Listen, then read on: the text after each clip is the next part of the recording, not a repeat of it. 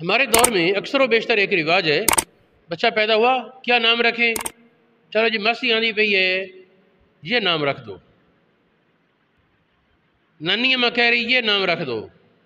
اللہ کے بندو، نام مشورہ لینے میں حرج نہیں، لیکن بہتر ہے علماء سے پوچھ کر رکھو۔ ہمارے دور میں کچھ ایسی کتابیں مارکیٹ میں آ گئی ہیں، اسلامی نام، بچوں کے اسلامی نام، اور ان کے معنی اور ہیں بالکل ہی غیر اسلامی بسا اوقات۔ لفظ کے ایسے ایسے معنی بتائے ہوئے ہیں جو قرآن و حدیث میں تو ہے نہیں، نہ عربی لغت میں۔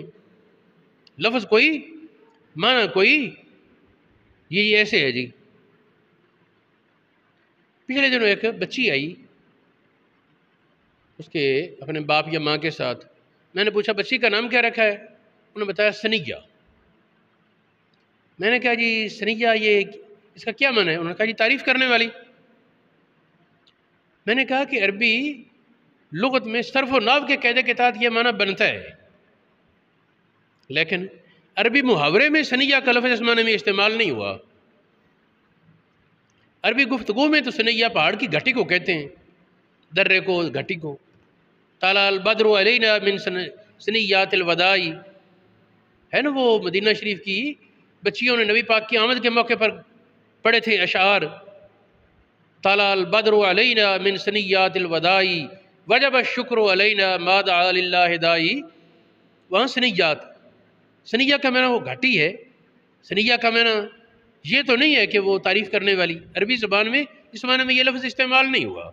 اس طرح بہت سے اور الفاظ، کچھ ایسے الفاظ ہیں جن کے وہ یہ قرآن و حدیث میں اور عربی میں استعمال ہی نہیں۔ ہندو اور غیر مسلم اداکاروں کے ناموں پر بچوں کے نام رکھ دیتے ہیں، کسی کا کردار پسند ہے وہ یہ ہم نے نام رکھنا ہے جی بچے کا، بیٹوں کے، بیٹیوں کی۔ پھر کچھ لوگ مذہبی کہلانے والے جو علماء سے پوچھنے میں اپنی توہین سمجھتے ہیں، خود سب سے زیادہ پڑھے لکھے ہوتے ہیں، وہ کئی ایسے نام رکھ دیتے ہیں جن کے معانی درست نہ ہوں۔ یہ ایک نام ہمارے معاشرے میں بڑا چلتا ہے، شرجیل۔ یہ شرجیل کیا چیز ہے؟ اس کا معنی کیا ہے کسی کو؟ کسی کے علم میں نہیں۔ اللہ کے بندو ہے یہ محمد لفظ؟ اس کا تو معنی ہی کوئی نہیں۔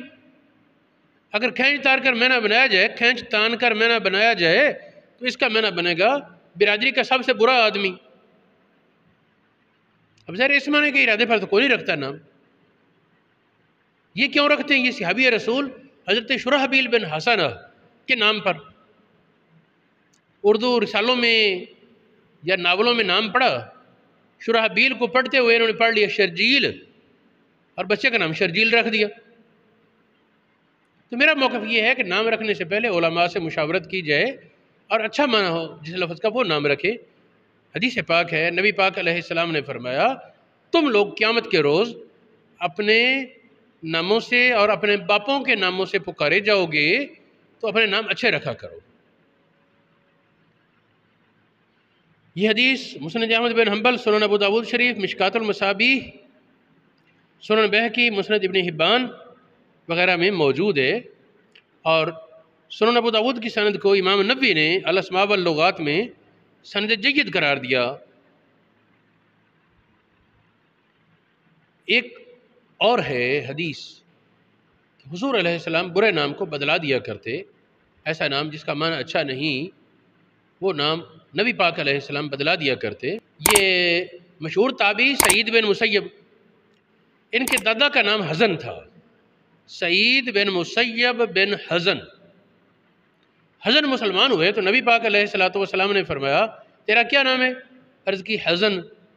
حزن کا معنی ہوتا ہے اکھڑ اور سخت، جس پر کسی کے لیے چلنا مشکل ہو، ٹھہرنا مشکل ہو، جو کسی کو برداشت نہ کرے، سخت مزاج، درست۔ عرض کیا جی حزن؟ فرمایا لا انت سہل، نہیں تیرا نام سہل ہے۔ نو مسلم تھا بیچارہ، کہہ بیٹھا کہ میرے باپ نے جو نام رکھا ہے میں نہیں بدلاؤں گا،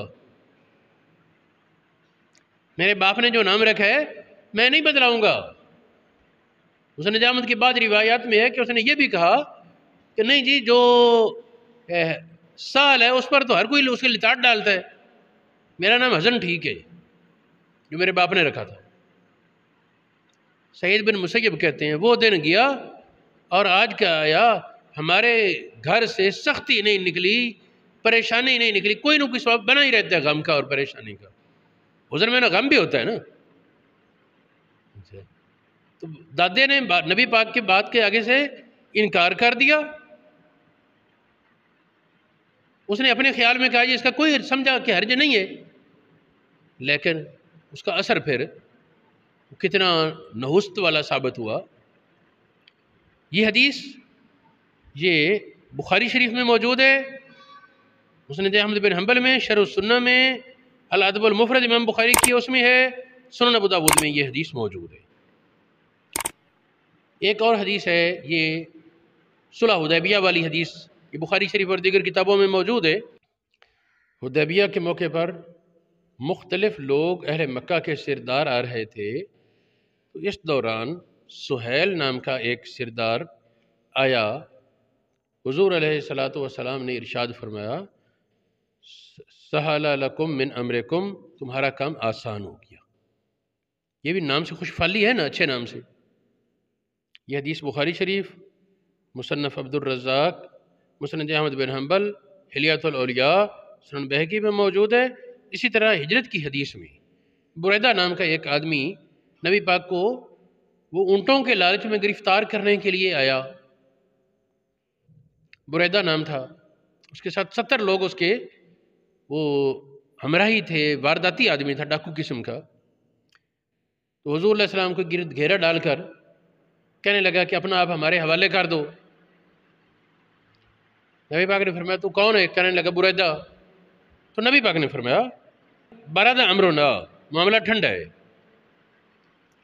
یہ اس کے نام سے اچھا مان لیا نا۔ پھر پوچھا قبیلہ کیا؟ اس نے کہا اسلم۔ نبی پاک نے توجہ کے ساتھ کہہ دیا اسلم تسلم، مسلمان ہو جا سلامتی ملے گی، وہ مسلمان ہو گیا۔ یہ حدیث شواہد النبوہ میں علامہ جامی نے بیان کی، اور الوفا، خلاصۃ الوفا، نوادر الاصول، تاریخ خمیس اور دیگر کتابوں میں یہ حدیث موجود ہے۔